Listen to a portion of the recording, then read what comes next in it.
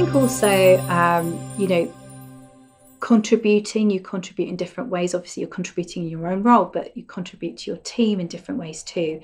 If you're an introvert, that's really hard to do. And, I used to work in graduate recruitment as well. And, graduate recruitment is full of extroverts. And so working in a team of extroverts is quite tricky when you're an introvert. And, seeing that not everybody is able to bring people in, it's kind of your own responsibility to kind of try and, put yourself out there, which is quite tricky to do when you're an introvert. It's worth planning what you want to say before you say it. It's not always possible because conversations move on and they develop organically, but I think it's worth thinking about, a few points that you want to make and thinking them through, just in case you're asked questions.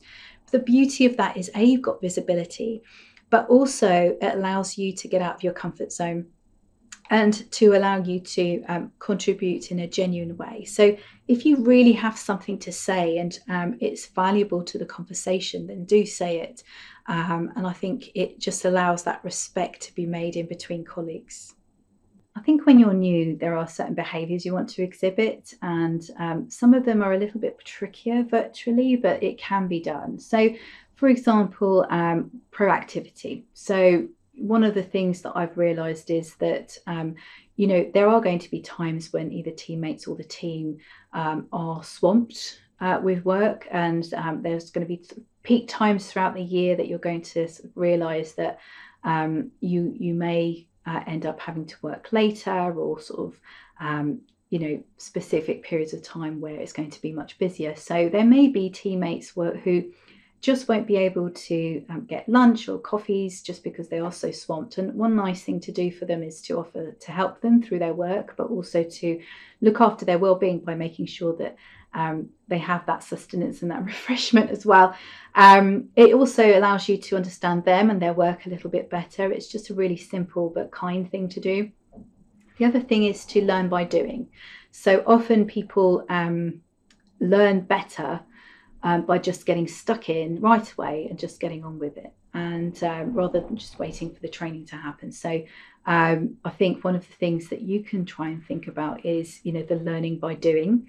But there is also another side to that, which is balancing that learning and doing. And I think sometimes as a new graduate, particularly on a graduate program where training will come at you at specific periods of time, balancing that with your workload is going to be quite tricky at times. But I think with some planning and some communicating to your line manager and your team and your stakeholders, it will really help you do that.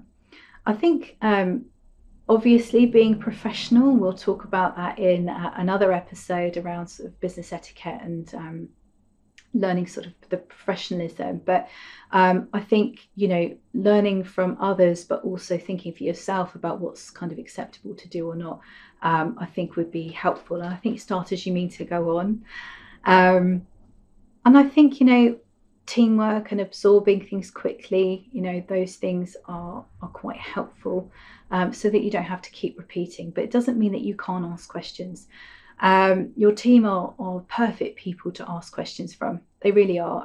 They're usually fonts of all knowledge. They all have different types of knowledge as well. So knowing who knows what is also quite helpful for you to understand. So, just getting closer to your team is really, really helpful.